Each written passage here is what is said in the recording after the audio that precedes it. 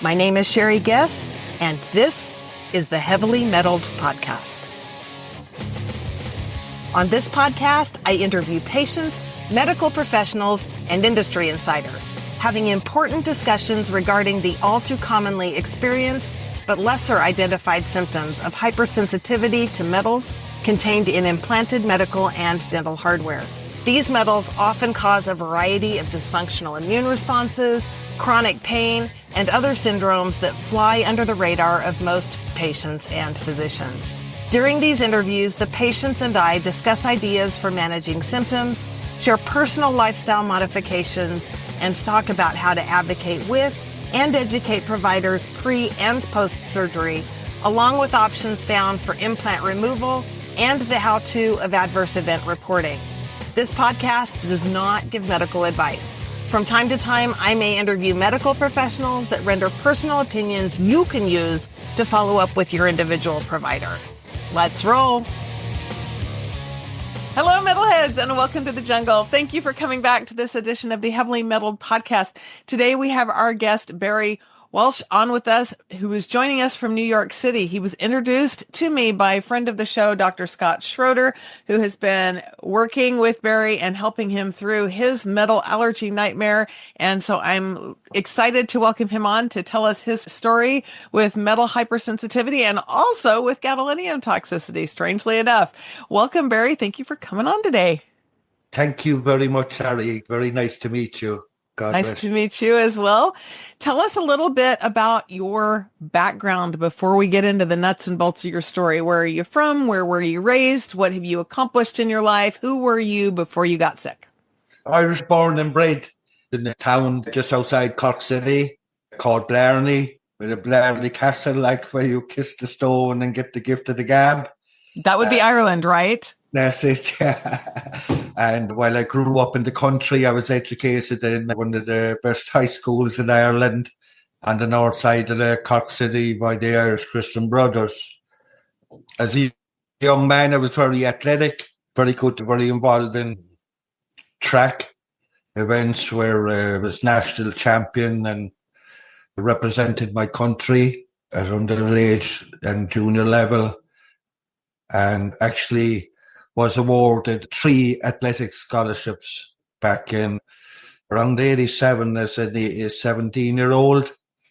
But unfortunately, at that time, I had a back injury that I wasn't able to take up the offers.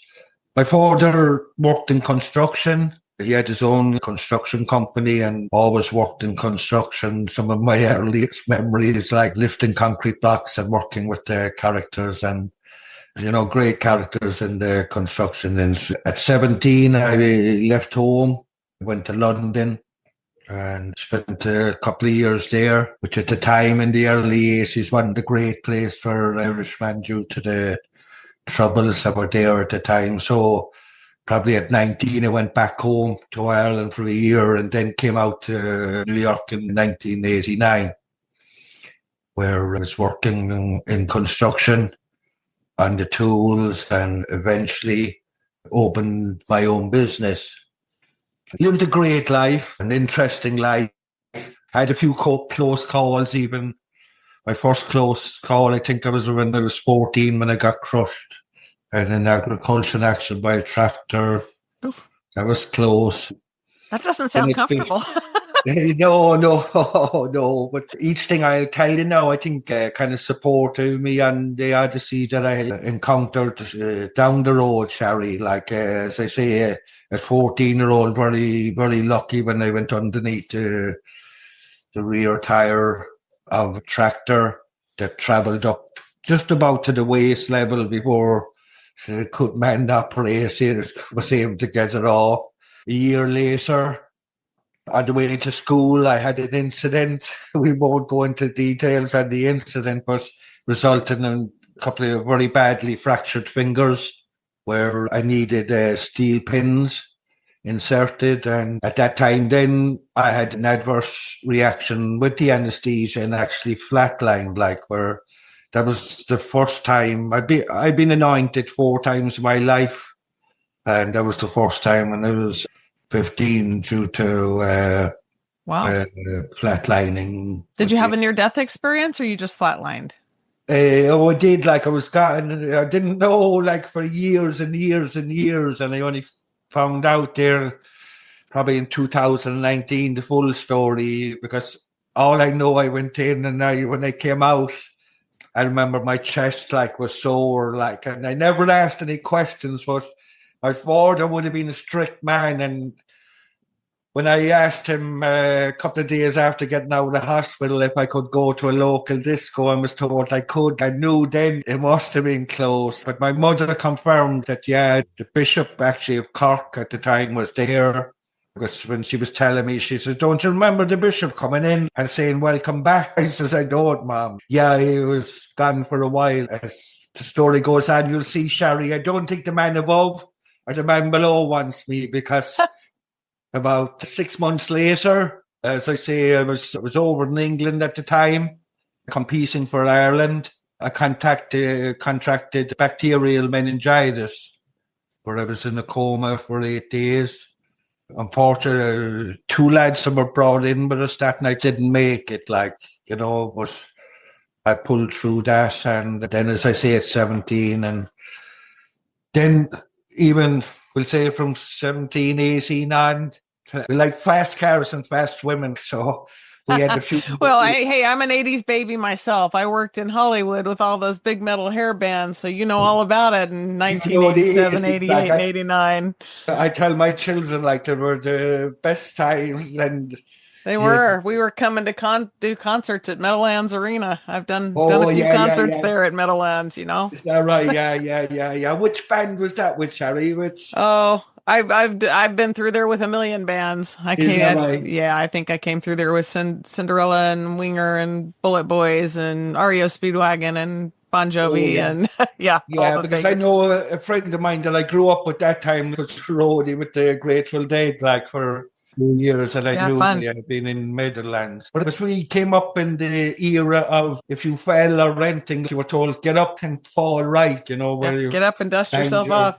Now, you had a successful career, didn't you, after your athletics? I think you were very successful. Tell me about that. When I came here, built up my own business. We traveled to a lot of different states. We were working for a national retail company there. We were doing a lot of work for one retail company, accompanied by the name of Urban Outfitters, which would be well known among the younger people there. There was one of the clients and other clients. So from the East Coast to West, I was a young single man that time in my 20s. So making a lot of money. You were the stuff. Well, we worked hard and we party hard, without going into too much detail, Well, and I bet a lot of the women loved that Irish accent. Oh, they liked it. And once we heard that, then Sherry, all of a sudden it got a little bit deeper, and thicker, Understand. Yeah, but as I say, we used to work hard. I used to like then to go way off. I'd go maybe down to Puerto Rico and these places for a week or two. It took me 5 weeks to get out of there, so 5 weeks to get sober after the trip. Well, no, 5 weeks still down there. We went for 5 days. And did you miss your flight? Yeah, you know what I mean? Repeatedly? But then when I was working for myself and stuff like that, we worked hard, Sherry, you know what I mean? Because we were against time constraints and we always loved work. That was our, since we could walk, we were working. I loved that high adrenaline. We used to get 8 weeks to do a 10,000 square foot store at the time. Everything that would go wrong did go wrong. But great lads at the time, great men, great characters, great stories, great memories. 1998, my son was born, my first son, Caelan. I decided it wasn't the lifestyle to be travelling because I was on the cusp of going international with Urban Outfitters, where they were building in Glasgow and Dublin, Ireland. I decided with a young son, they couldn't be on the road. So concentrated then in New York City. We were involved in very high end, where you were talking $1,200 to $1,500 a square foot, just to give you an idea. I've met some great clients, good clients. So that's the Jay-Z, worked with Calvin Klein and his daughter. We did a lot of hedge fund managers and things like that. But again, So you did pretty well.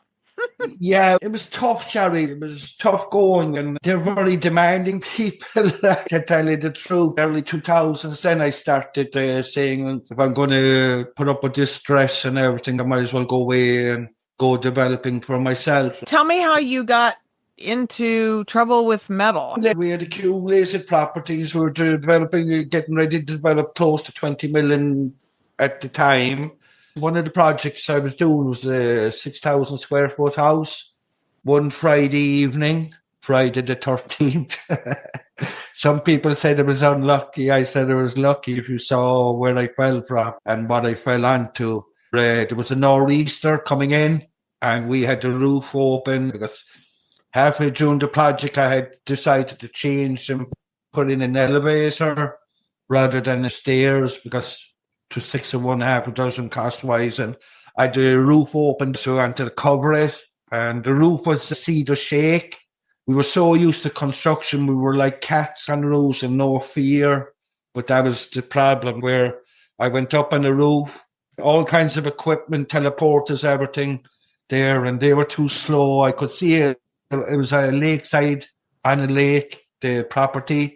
I could see the storm coming. Once it came in, we were trying to pull tarps, and if we weren't gone off the roof before the tarp, you'd end up like a parachute. So anyway, making long story short, the drops of rain went down the cedar shakes, which made it like an ice skate rink.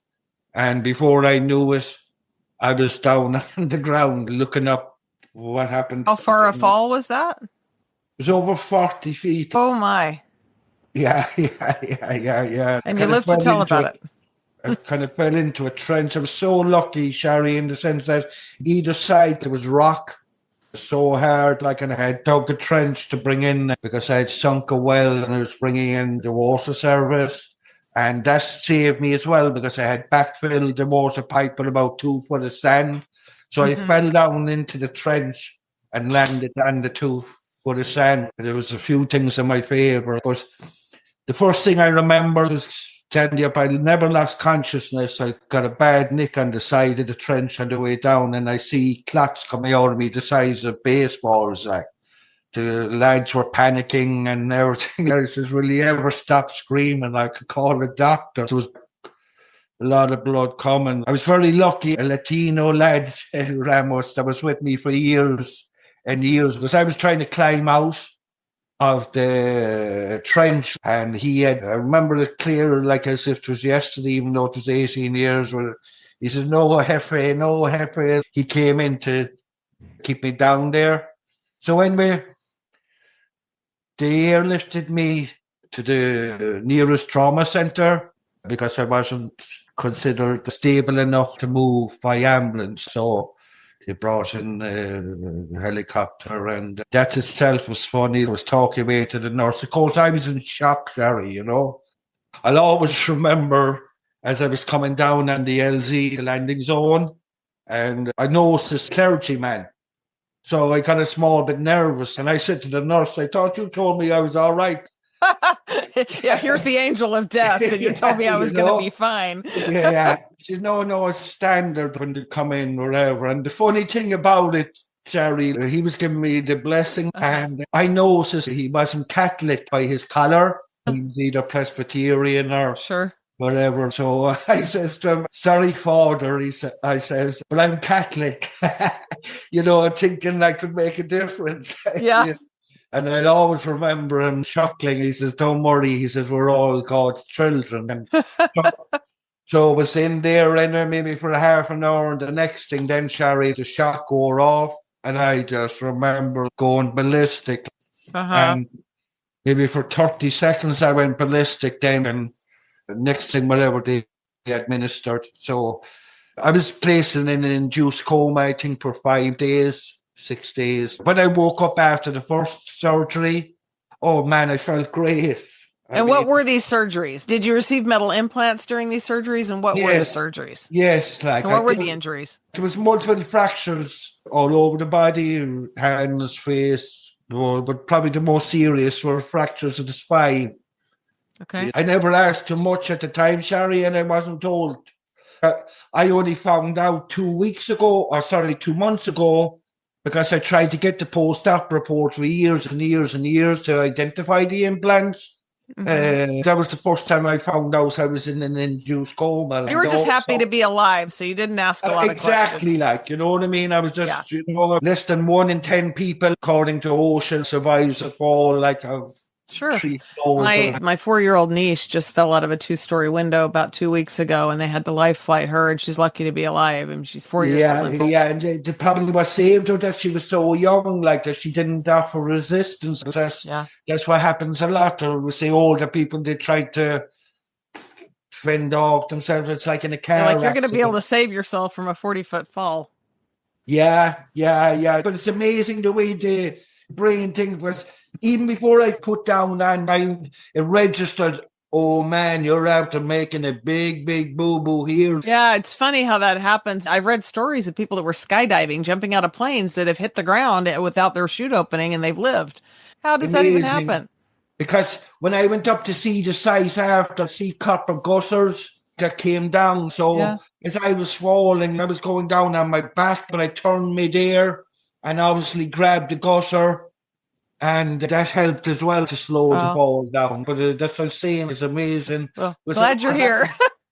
But anyway, so I wasn't told. I didn't ask. I was glad to be still on this side of the planet. And so you wake up, you're feeling great. You're not asking questions because you're feeling better than you were.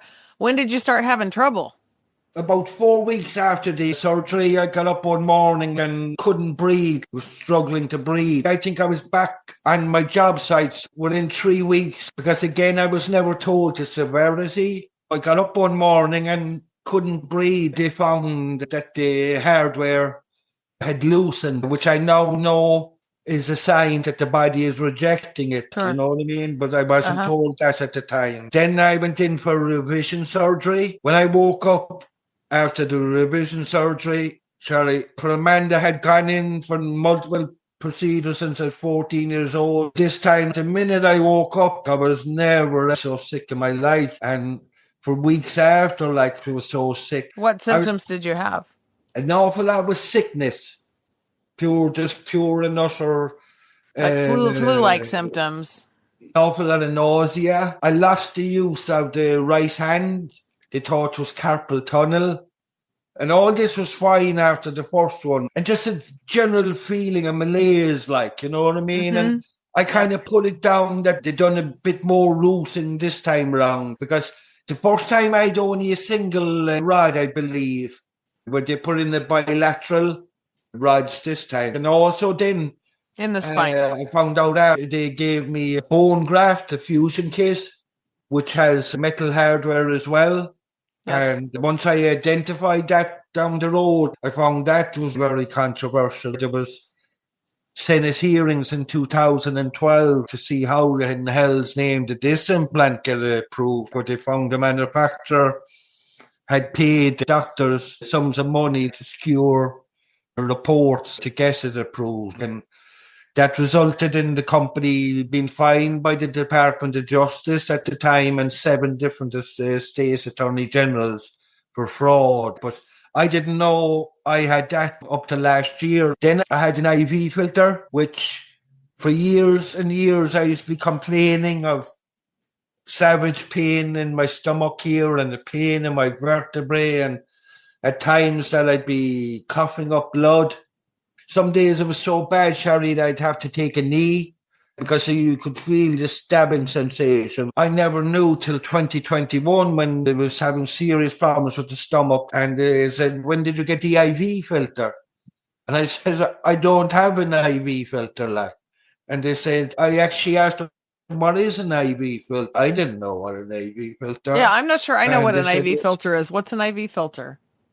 An IV filter is put in to stop clotting. I'm not sure what... is it metal? It is metal, yeah. Okay. And so in 2021, I found out I had strut perforated through my artery, and parts of it lodged in my intestines and in the vertebrae. I had pointed out because they're very controversial, these IV filters. The one I had actually was recalled by the manufacturer itself in 2019, long before I even knew I had one, for doing what it done to patients where it would break off. I'm looking up IV filter. I want to see this. If you look up the Gunter Tulip IV filter now, or even IV filters, and they're very controversial. Okay.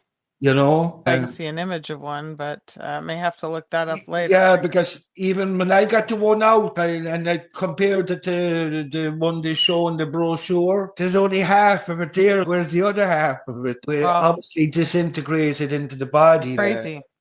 And you see, the fact I was having a very tough time for any provider because they're so controversial. Because they kept telling me, go back up to the place that put it in. Yeah.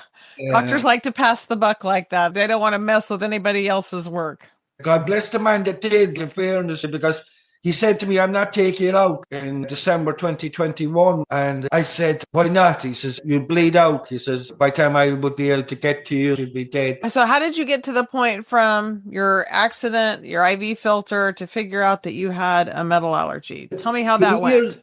For years and years, as I say, for 2 years, from 2007, 2009, I was going to doctors where all these mad things, and I was starting to get brain fog, real bad brain fog, and real bad confusion. And they kept telling me, no, there's nothing wrong. It's all in your head. So I said, okay, it's all in my head. Fault answer.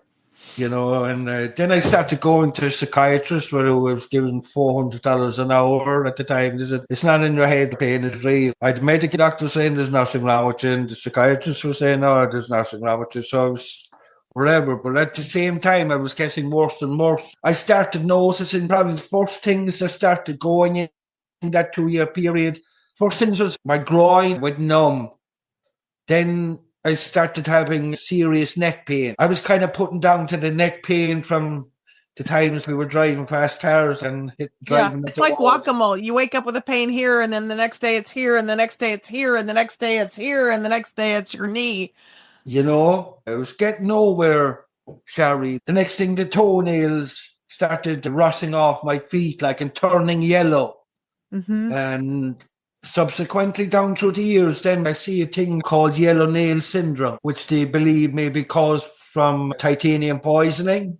Interesting. And if it wasn't just like nail fungus or something, it was no, like really? It was very, very distinct. And I have all pictures. I have hundreds of pictures to document this down through the years, which I will share in time. I mean, they were yellow. It's very rare, but there is a thing called yellow nail syndrome. Some people attribute it to titanium poisoning, and others attribute it to problems with the lymphatic system, which I did have. It kind of progressed. Then headaches, brutal headaches. I mean, bad headaches. Mm-hmm. Because the time I got meningitis, I thought, oh my God, the pain that time in the head was savage. It was nothing like the pain I was getting in the head at this time. The other thing then was high-pitched sounds. New York City is full of emergency vehicles and the subway, and some days there you nearly dropped to the ground. Definitely don't want to ride the subway.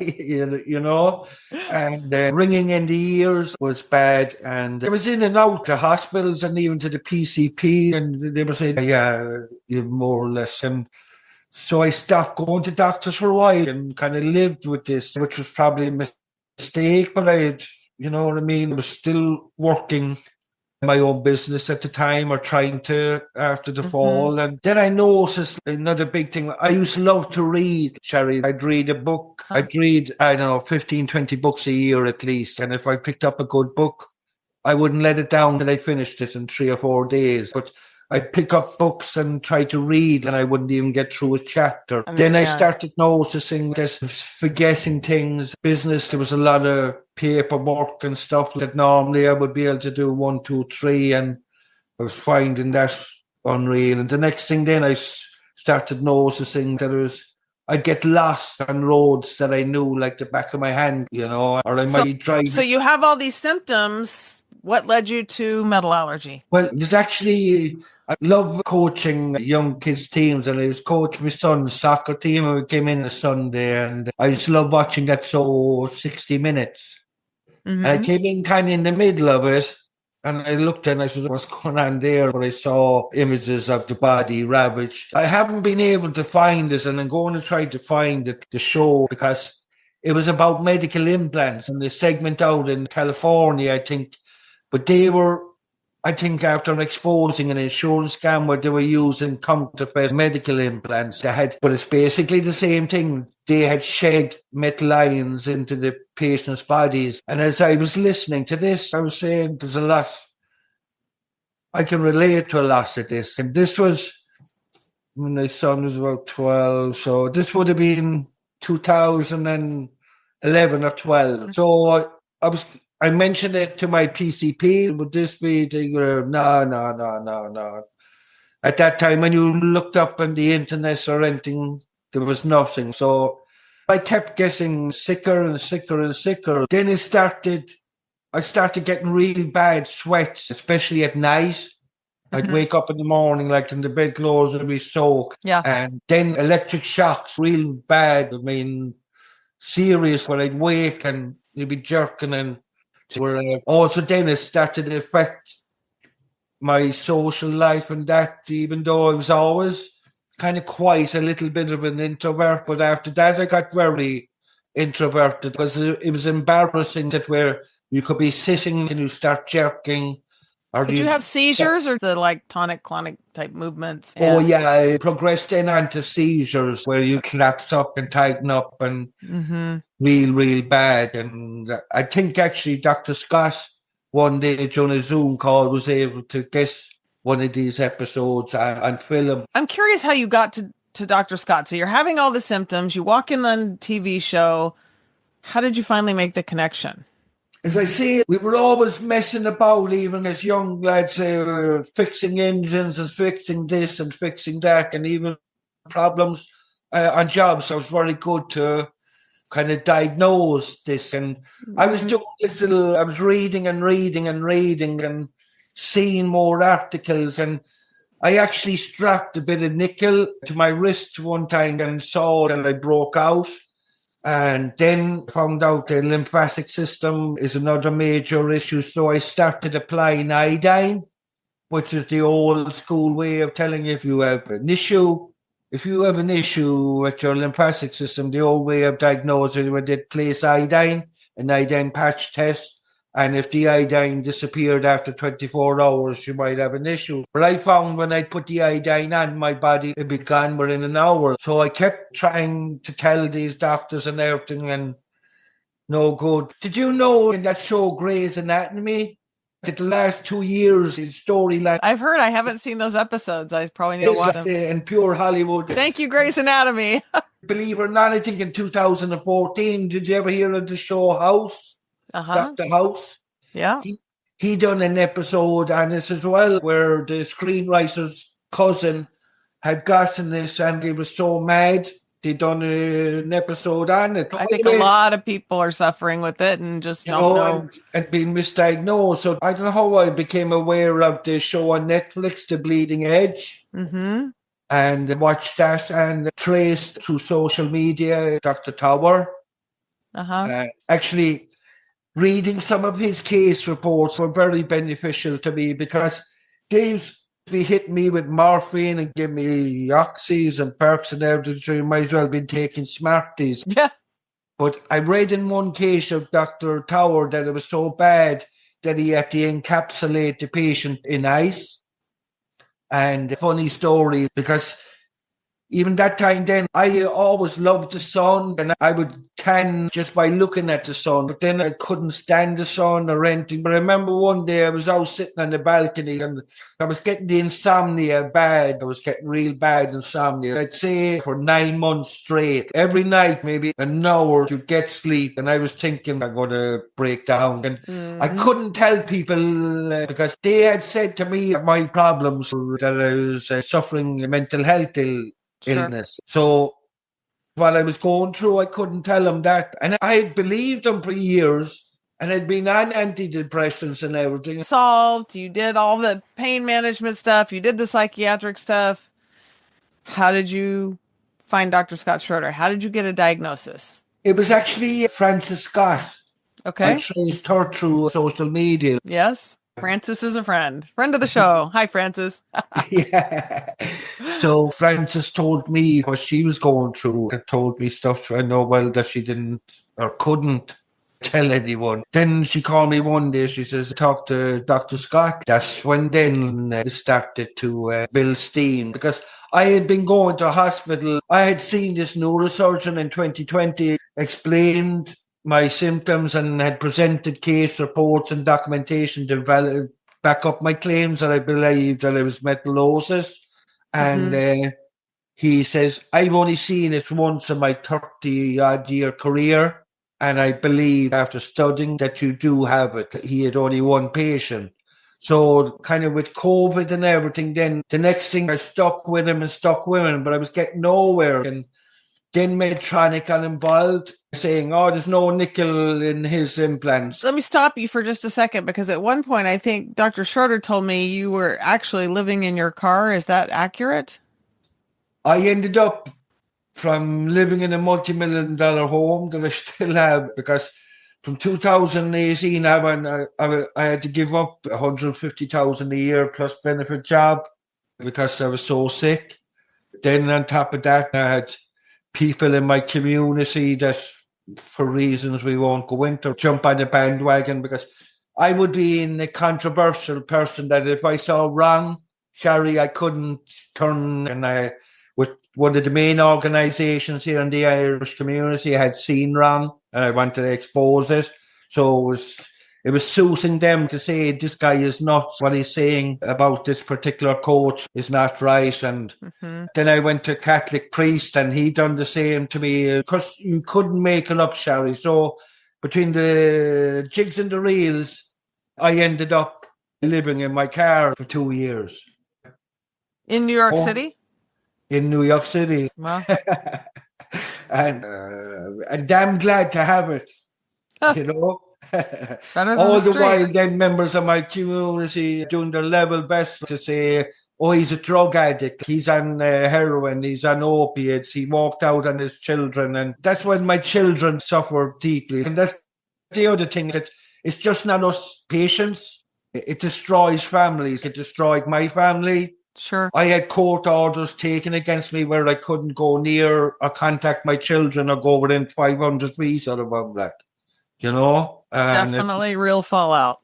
For 10 years prior to that, because in 2009, I got so sick, my missus went back to work, but she was working out of state.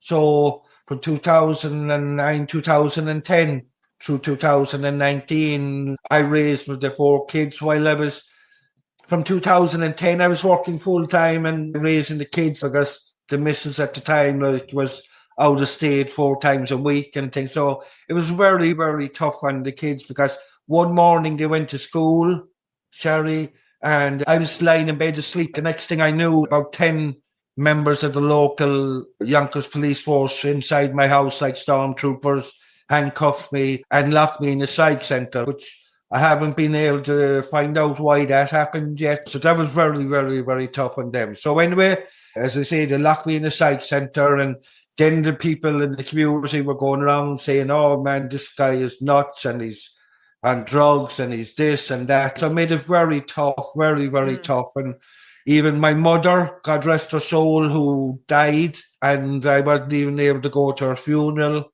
I haven't been able to mourn her. I haven't been able to see her gravesite yet. Was told all this, that I was gone nuts on drugs and walked out of my family. I was trying to go up against doctors while living in the car.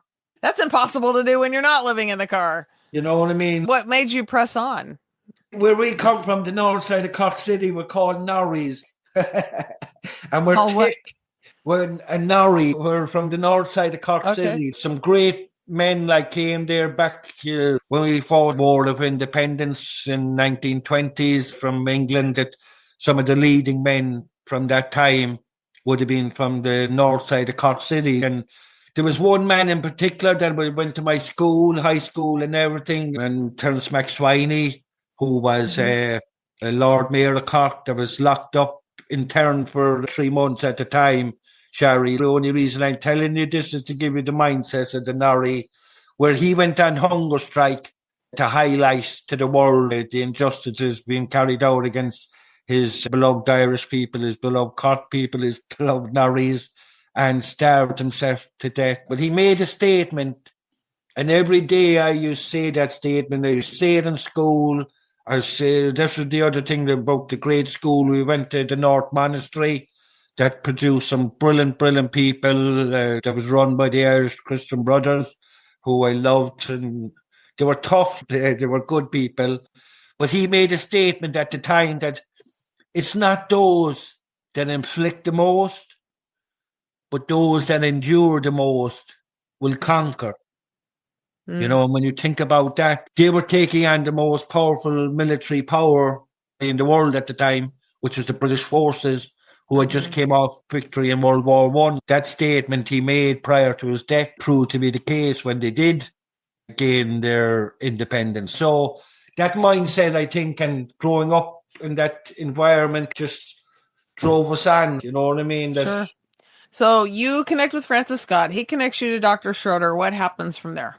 Okay, so this doctor that I was seeing, like a neurosurgeon, kept telling me, "Oh yeah, we'll take him out, we'll take him out, we'll take him out." And them meaning the spinal hardware? Right. Yes. And once they took out the filter, I knew we were onto something because. Let me stop you for a second. So in all your medical journey, you had how many pieces of spinal hardware? Okay, so I had the IV filter, which was on the artery artery, 2 bars, and you see the pictures there. I think there was 26, 27 parts of metal in the components. In your spine. Top of that, then the fusion kit, which was at L1, L2. There's some kind of drilling dowels, and they put some cages and stuff like that. That's the hardware they couldn't remove because I think it's a mesh. Sure. Yes, correct. Now, did you have any outside the spine and the IV filter? Was there any metal, or that was it? No, but as well on top of that, my mercury fillings. It was like in a volcano when you flick them with your tongue, the galvanic. Yes, so you had galvanic reactions between your mercury fillings and your other hardware. Okay, so that's the only metal we had. Yes. When you meet Dr. Scott Schroeder, were you tested for metal allergies through him before you started trying to get them removed? And if so, who tested you? At that time, once the filter came out, an awful lot of the rashes, the cold sores that had been there for years disappeared. But did you have a test before they took the filter out? No, they wouldn't. They kept saying I was the only reason he took out the filter.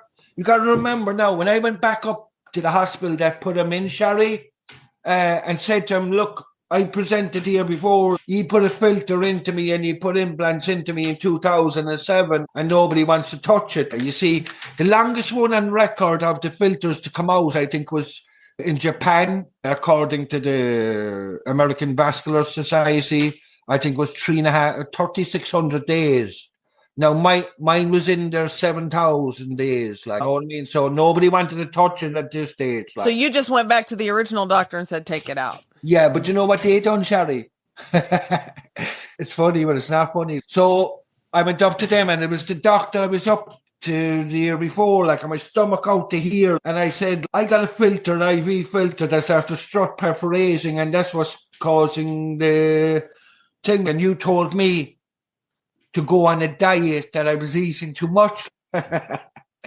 So the next thing, I said, nobody wants to touch this filter. You got to take it out. And they went away. And the next thing, they came back in about 10 minutes. And the next thing, I got a jab. And I was getting a bit woozy. And I said, what's that? They said, a painkiller. I said, let me out of here. I knew it wasn't a painkiller. And the next thing, they hit me another jab. And I woke up in a psych center. And then I was diagnosed that I was psychotic, that I was imagining that I had medical implants in me. Okay. So, all right. So you go to talk to the doctor about removing the IV filter. He hits you with something. You wake up in a psych hospital. The IV filter still was the first thing to come out, correct? Yes. So how did you finally get somebody to take it out? And was it that doctor? No. It was a lovely man, Dr. Yersari was his name. He had seen me 2 or 3 times and he knew there was something. They know, these doctors know these filters, as I say, we do, but a due diligence after. And I'm sure there's other patients, they're controversial now, very controversial. They love them in this country. In Europe, I think they use them 1 in every 100,000. They might use 6 in whatever. But anyway, he said, I'm not going to take it out, like. And he said, I said, why? He said, you bleed out because it's on your main artery. I said, Doc, and there was tears in my eyes now, Sherry, as I was speaking to the man. And I said, if you don't take it out, Doc, I'm going to end up self-harming. I don't want to, I says. I love life. I got so much loving to do. I got so much to give. He says to me, it can't be hurting that much. And he says, let me look, show me where. So I showed him here and I pointed to one vertebrae.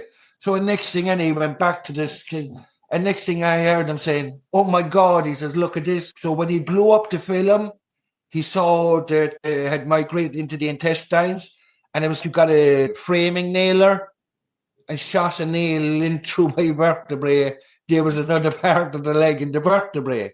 So God bless him anyway. So he said, we'll try this. He says, there's only a 20% chance. He says, you're going to wake up in a couple of hours. Or he says, you're going to wake up and you're going to be with us for 8 to 10 weeks. He says, if this, where they go in through the neck and in through the groin and slip a sleeve over the artery and basically like a fishing rod, pull it out. Okay. But he only gave that procedure a 20% chance. And then otherwise, then they just open you from here to here, take out your insides. And that sounds fun. Yeah, so he said it'd be 8-10 weeks. But even the amazing thing, Sherry, when I awoke from the procedure, the couple-hour procedure, I think there was 8 or 9 surgeons involved. This would be the longest one on record, I'd say, ever taken out. Even to get it passed by the Essex board was huge on his part, God bless him. When I came to, straight away, I called the nurse. I said, they got it, right? They got it. I could notice the change while I was still semi-conscious, I think, whatever, because prior to that filter coming out, the cognitive, I used to say a prayer, the Hail Mary. I know you're familiar with the Catholic. I'm not Catholic, but I've heard it. You know, there's hope for you yet, like. All the Hail Marys and all our fathers. I might have said a few myself, even though I'm not Catholic. You know, but that was my gauge, Sherry, that I would say, I'm going to say the Hail Mary now, and an hour later then you say, oh, you forgot to say it, you'd lose.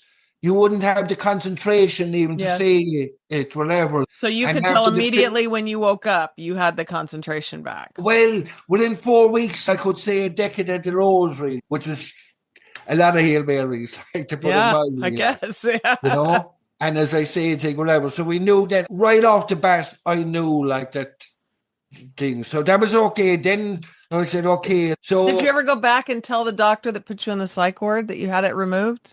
Not yet, but I'm going to someday when I get healthy, You're going to send him this episode. You know, and because that wasn't the only time I was, you see, but that destroyed me then, that diagnosis. Because every doctor then, when they saw psychosis, that gave them an easy out. Right. Like I was placed and there was friends came out. There was one lady in particular, Mars, God bless her. I felt so sorry for her because I broke her heart where she'd come to me with the hospital and they'd put me on psych hold straight away, you know? They'd put me on psych hold and do nothing to treat me and just throw me out then. When the psychiatrist would come and say, there's nothing wrong with him, like, what's he on psych hold for? But there was an easy way out for doctors, and that's the thing that's totally disgusted with the healthcare system where they use that. So once that diagnosis went on me, Sherry, you're a second-class citizen, you know what I mean? I was placed like in a psych ward a couple of times. And when you're sane and solid and seeing what goes on in there, like it's not near well at all. But at the same time, while I was good, Sherry, like I was seeing vision things.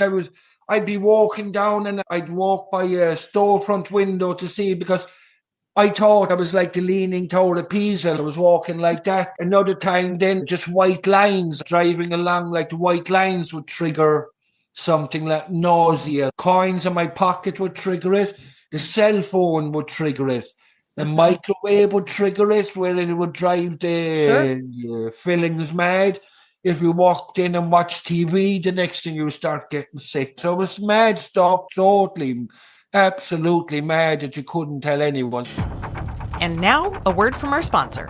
Attention metalheads. Are you struggling with skin rashes, joint and systemic pain, or fatigue that just won't go away? Type 4 metal allergy is often overlooked as a culprit in many of today's chronic illnesses. Get to the root of the problem with ELISA testing. ELISA is a scientifically proven and clinically validated test that measures immune reactivity to metal allergens like nickel, cobalt, and titanium. With fast and reliable results, you can get the answers you need to find relief and live a healthier life. Don't let metal allergies control your life any longer. Visit melisa.org to learn more and schedule your test. Trust us, you'll be glad you did. Melisa, a valuable diagnostic tool in medicine. So anyway, I'm to this doctor that had told me that he had seen the metallosis case, but he was doing nothing. And then he said, look, I spoke to Medtronic and they said there's no nickel in your device. Where were you tested for allergies? How did we get from the IV filter to the nickel? Help me bridge that gap.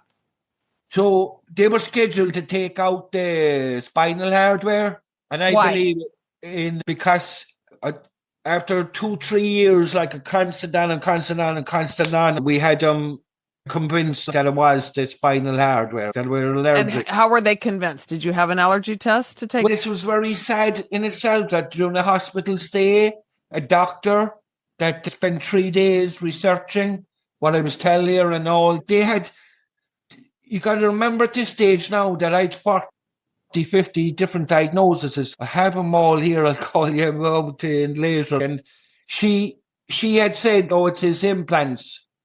Do you know what they done to her, Sherry? They fired her. And who is this? This doctor that after doing the research for 3 days, she recommended me to a surgeon down in Texas that took out metal and replaced it with the plastic polymers. Okay.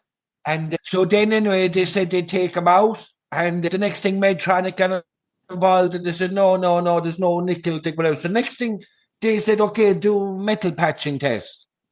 So they put metal patches on me for a 48-hour period. Now, they nearly killed me at that stage then, because over a 4-week period, I was hospitalized 6 times. I was taken out semi-conscious out of the apartment one morning when my friends couldn't get me the call concerned. When I was put in, they found that I had this case of pancreatitis. But I had been writing letters to the doctor that when you put the metal patches on me, I started collapsing, very bad diarrhea. The diarrhea smelled like a chemical plant, everything. So the patches that they put on created thing. So that then showed that I had a class 3 allergy. To what metals? They only had a couple of metals because it was so rare, but it was nickel and chromium blue or something like that, or 2, even though it was very limited what they done. So you had the patch test. Did you ever have a blood test? I did, doctor, because which one? The orthopedic analysis in Chicago. And what did that come back with? That came back, I believe, a 7.8 reaction to nickel. To nickel. Any other metals or just nickel on that one? Just nickel. Just nickel on that one. Okay, and this is during the time you're working with Dr. Schroeder? Yes. Okay, so you go and you have the IV filters already gone. They've got. Did they get all the pieces of the IV filter out? I don't know, girl. You know what I mean? As much as they could. If you look at the picture, look at the picture and you look at the product, there's a big difference. So there may still be some in there, and then they go take out all of the spinal hardware that they can remove safely, probably except for the artificial discs. Correct? Yes. Believe it or not, actually, Sally, the surgeon that removed the spinal, because I went away from the guy that was jerking me around for 4 years.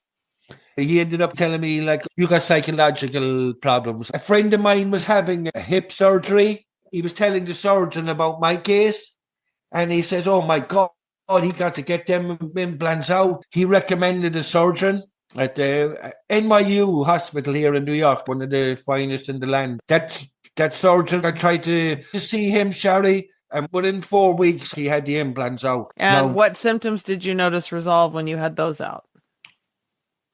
At the time, there was a small complication that when they removed the screws, they were in too deep, had a bad CSF leak. So it took a while and it was slow. But again, some of the big thing was the rashes.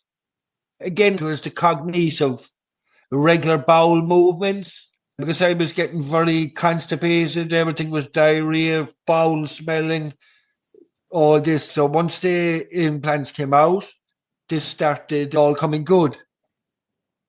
Right? Wow. And how long ago was that? It was June the 5th, 2023, I had the implants out. Okay. So how has life been since then? Well, I was doing okay, getting better and better, till one time I had an MRI with the gadolinium. Oh, yeah. We just talked about that. You know? In the podcast episode with Debbie Lambert. Yeah, tell me what happened with your MRI with gadolinium. I'm used to, doing construction there, to guessing acid. Yeah, you're a tough guy. But this was bad. Like, a couple of times I said nothing, like a grin and bear it, because I didn't want them saying, oh, this was before the implants came out. I didn't want them thinking whatever. So this time in particular, man, it's burning me bad. Oh, it does burn. I said, I know it burns, but not like this.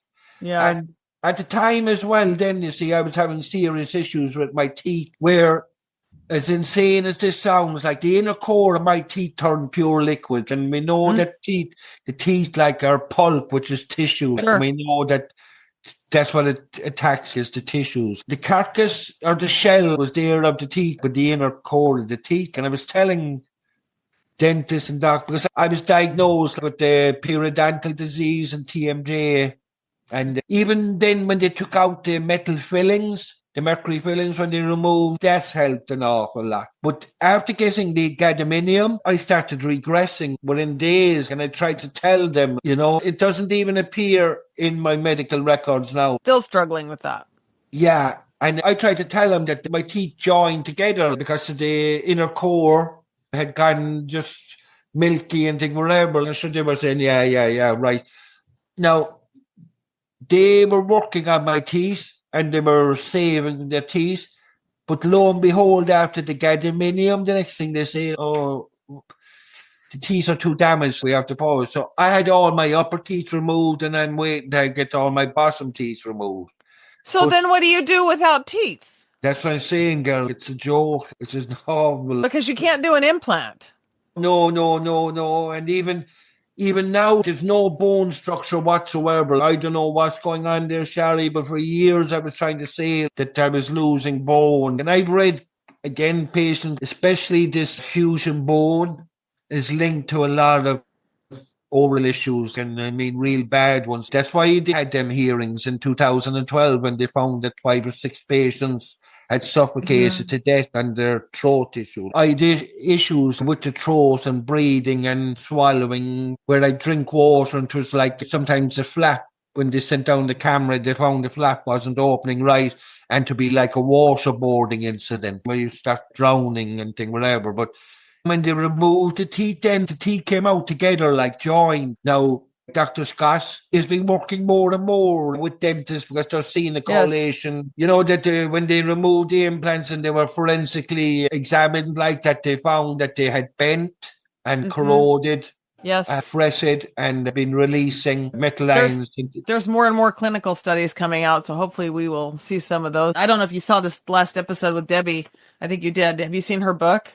Oh, yeah, I heard. I must get it. It's on Amazon. You can get it. It's Gadolinium Deposition and Toxicity, Humanizing a Life-Changing Event by Debbie Hansen. Oh, because I know, like, anytime I got MRIs down for a couple of years, like that, it burnt the living hell out of me. But I didn't want to be saying at the time. I had been doing due diligence, and even the Centre of Disease Control and even the FDA themselves admit that there has been issues with it. Of course, lots of issues. I'll put the show notes from the last episode in this so you can get some gadolinium resources or anybody tuning in, because I think there's some resources there that may be able to help you. So what's next?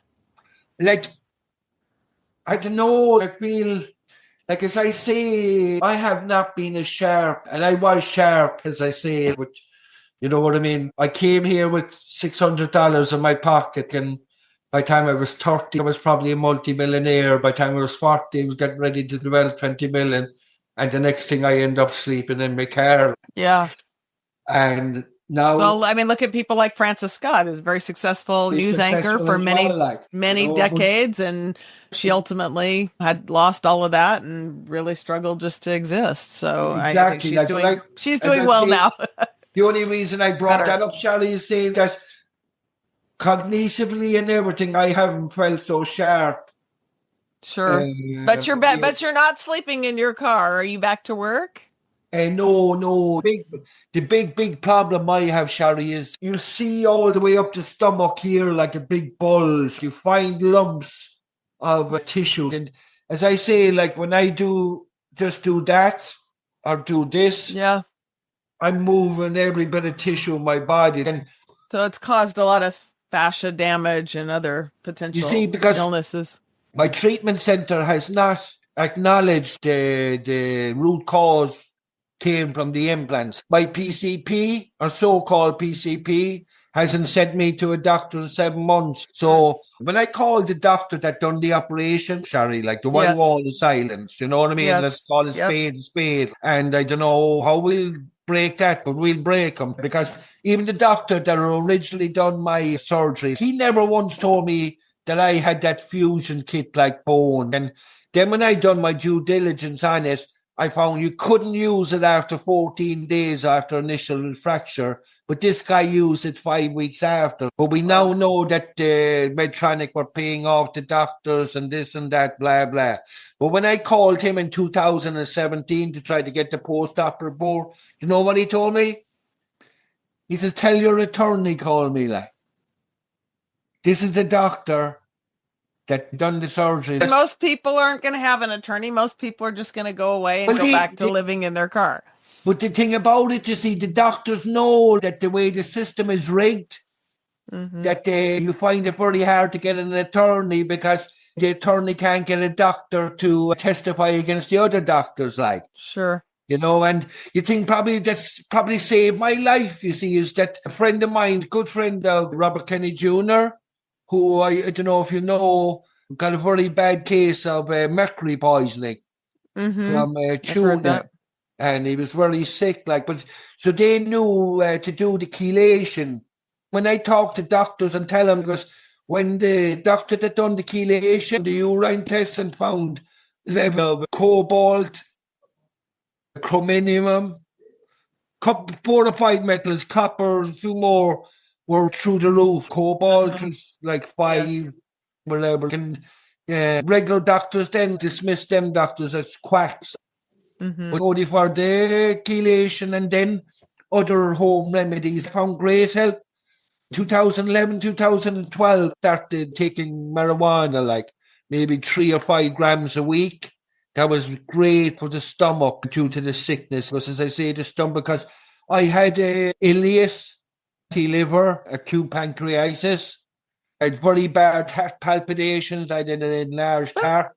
Let me ask you this, and I don't know because you haven't seen a lot of my podcast, and Dr. Schroeder, I don't think normally talks about this, but are you on any kind of a low nickel diet, or have you even heard about it? I'll tell you now about low nickel diet. Like, nobody told me about renting, but after I got the implants out, after the CSF leak, at the time I did an extended stay due to a very bad nasal drip, which seemingly is common. Like, so after a couple of weeks after getting them out, every morning when I get up, the nasal drip would start.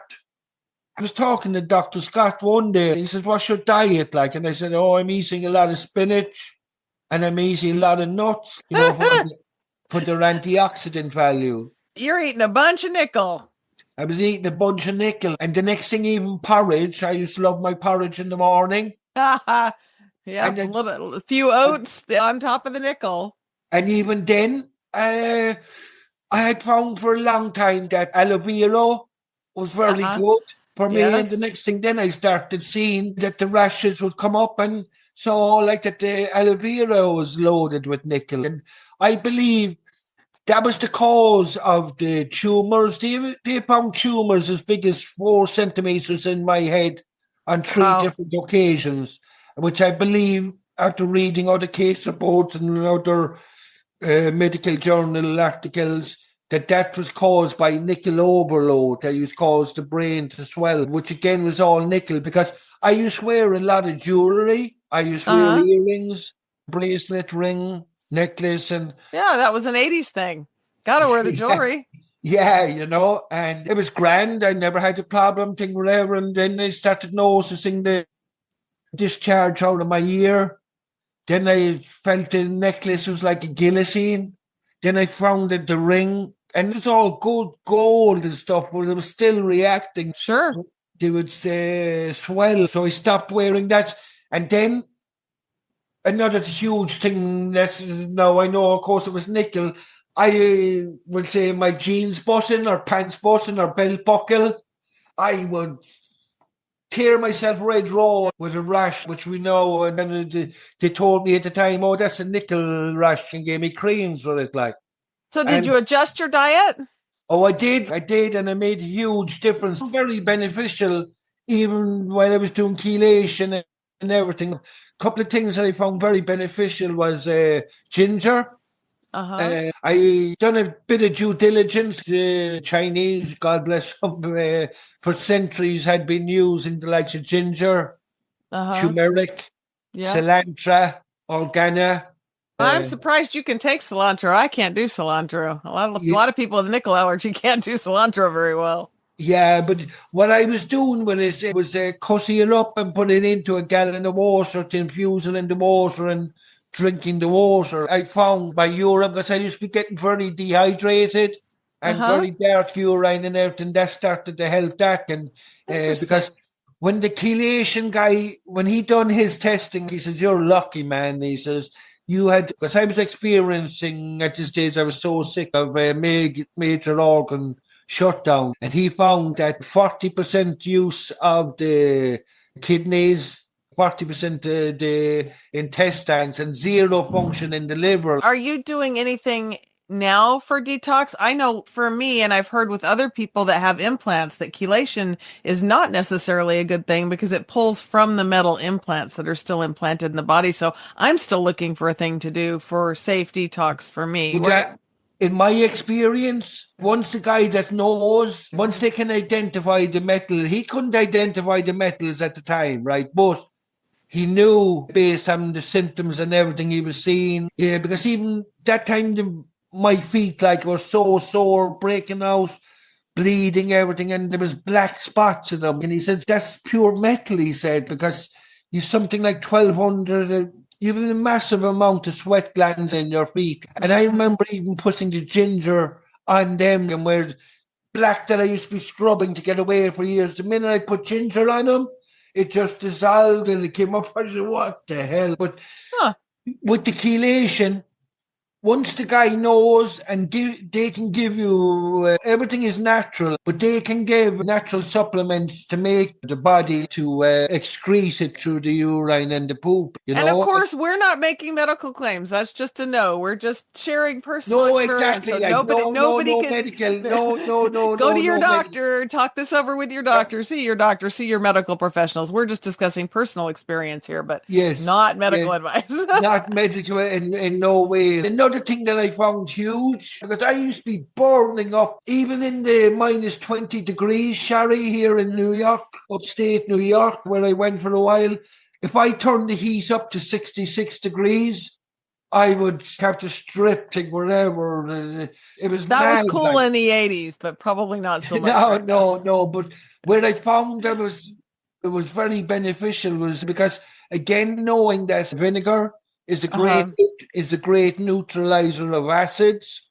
Mm-hmm. Even we use it in construction. If we were using acid to acidate floors, that when we wanted to neutralize, when we knew the acid had done. There's a funky thing we used to do out in California where you'd acid etch the floor and then put a stain on it to get the mottled look. Vinegar is a brilliant neutralizer. And so I used to take drink apple vinegar cider and also even put towels infused in it. And I used to find it very beneficial because I believed in everything that I now know. The fact that the 3 implants I got, when I went on, you're familiar with the FDA mod site? Yes. You know, when I went... For the listeners who aren't familiar, that's the site where you file adverse event reports, and you have filed yours, I'm taking, yes? No, I didn't, not yet, but I went on it to check, to pump in the 3 implants, and all 3 implants have combined thousands of adverse reports. So not 1, not 2, not 3, but all 3 have numerous adverse reactions. And the thing then, and that's the thing that's so sad to me, Shari, is that the manufacturer Medtronic, if you look at the warning label attached to their device, they will say in rare occurrences these can corrode fresh, and if it does, all these mad things because I tested positive for lupus, TB, when they pulled the CSF fluid, 14% lymphocytes, when they told me I had MS. Because as you know, the human body is a brilliant thing and it can't recognize the metal ions in your body, so it throws everything in its defense system to try to rectify or try to find out what's going on. So that's why dysphagia, dysphrenia, the list, like as I say, I have 51 different fibromyalgia. We're going to need to wrap up here in a minute, but let me ask you, what comes next for you? What's next for Barry? Where do you go next? What are your plans? Well, you continue to recover. I'm 57 now on paper, but in my head and my heart, I'm 27. I'd love to get back in to be productive. Like I always said, if I got healthy from what I'd watched, from living in the car and seeing all this stuff and everything, one of the greatest social injustices I see all over the world right now is the fact of shortage of affordable housing. So I want to get back. I would love to go building small, affordable homes for people. I would love to go to advocate till the day I die about the medical implants. They have to step in because that's one thing I see now, Shari. When I started looking first in 2011, 2012, there was nothing, not a thing on the internet about it. And there was another thing I noticed, that if you did come across an article and went looking for it, a month or 2 later, it was gone. And insiders said like that device makers, which you know are the most powerful lobby group in this country. But you got to remember in Nuremberg trial that they hung the Nazis for doing what people don't realize, that these device makers do not do no human trials. And I'm not against, in no mean am I against. There's implants do great things and they help so many people. But it's safe implants and informed consent and testing people prior to implanting and knowing how to take out an implant that is causing trouble. And that's the problem. But there's so much money that's involved and everything, and why they don't make it mandatory that they do that blood test or a metal patch test. Well, they could make money off the additional testing. You know what I mean? But they're not thinking. But no, they're thinking all right, in my opinion, because look how much money they're making off treating fellas like me that have been diagnosed with 50 different things. And as I say, I'm very sad at the world and the doctors and the medical field that when you present compelling evidence, when you present statements from the FDA, when you present the warning labels from, in my case, Medtronic, when you present the case studies and from neurosurgeons and everyone that writes about patients, and then when you present the forensic evidence and everything, and yet they still don't want this. There's something wrong about that. As you well know, Shari, doctors are supposed to have taken a Hippocratic oath to do the right thing. But I'm telling you, when I tell my story full time in either a book or whatever, or further podcast, I will tell about the way that doctors done everything in their power to make me out to be a lunatic after I presenting this compelling evidence. You know what I mean? This year, 3 months ago, when I presented again, prior to the teeth coming out, after the gadolinium, I was still in a lot of pain. When the teeth came out, I'm getting so much better in so many ways, right? But I presented again in an NYU facility where they locked me in a psych center, right? Yeah, they got to stop doing that. You know? But here, so anyway, the psychiatrist, a lovely man, we won't name him, whatever, and he says, we're going into court. He says, you're taking psychotic medicine. I says, I ain't taking no psychotic medicine, like. So he says, we'll go into court and get a temporary order. I said, no problem. I'll go into court. And I says, by the way, if you want to put me on a tablet called Abilify, I said, look how many patients Abilify have screwed. Oh, I didn't do nothing to anybody. I said, you need to do your due diligence, doctor.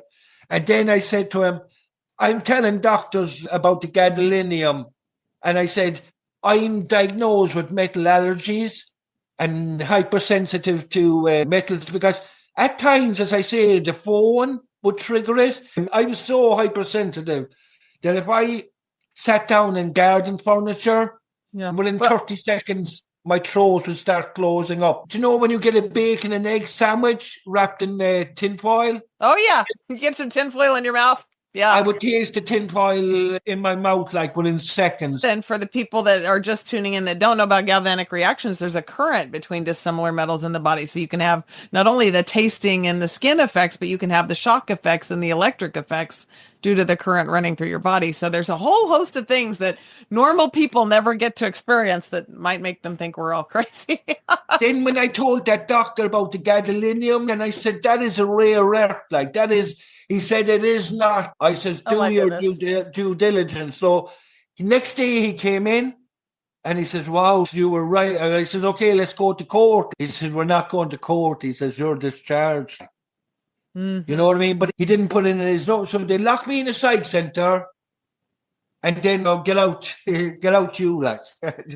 You shouldn't be in here. So it's sad. And you know, well, Shari, I think it happens to a lot of people. You know what I mean? Sure. And it's got to stop. I don't know what they're going to do it. Yeah. Understand. You know? Well, where can people reach out if they'd like to get in contact with you? I appreciate you so much for coming on to share your story. Oh, no, it's through people like you, Dr. Scott, Dr. Stephen, Francis, our network. We got to build, you know. I'm not on social media. I don't like that old social media or stuff, okay, like whatever. But I love to help. I always love to help and think whatever. So if anyone thinks that it could be beneficial in any way, they could reach out to you, Shari, maybe, if you don't mind. Like, happy to pass on an email. Not at all. I don't mind. There is forensic studies and the case reports being written up on my case, and once they come out, they'll be published in medical articles. I will help because it's my intention then to sell the story to Hollywood. And I don't know, will I get Pacino or De Niro like to play? I'll tell you what the doctor told my brother, who was always very accident prone. We were moving from one city to another. She said, how will you ever know what happened to him? And he said, I'll read about it. Yeah, because I had some great stories where I was swelling so much, and where I told the doctor one time, Doc, look, I can't even close my shirt like that it's wearing like for years. She says to me, your problem is you need to buy a new shirt, like. Do you know what I mean? And then, as I say, the doctor that told me when I used to be very blow said, oh, you're eating too much, you go on a diet. There was take whatever, but as I know a friend who used to have medical problems and she'd swell up like she was pregnant, just like that. Yeah. I don't remember what caused her swelling, but I know that can happen. I used to know with certain foods cause it, whatever, because I had an awful lot of GI issues. Yeah. You know? Well, And, changing to a low nickel diet, if you're nickel sensitive, can help a lot of that, can't it? Oh, it does, 100%. But again, as I say, there's more and more people every single day getting implants. The manufacturers acknowledge 5%, but the likes of expert doctors in the field, without naming them, say it could be 10, 15%. But as I say, that's just a patience. But I lost everything. I lost my name. I lost my good reputation, and I had a great reputation. I lost my children. I know my children are... Children come back. They will, but again, they're emotionally damaged. God only knows, you know what I mean? And sure. So all I'm saying, we'll just say, if there's 1 million people, we'll just say get implants. There's a lot more, but just use that figure, Shari, and say use the device makers 5%. So that's 50,000 problems. But and the numbers are much higher than that. They are, but that's not 50. That's just the patient. Now, add in the patient's families. Yeah. Well, it could be 10, 20. I lost my mother. I lost brothers.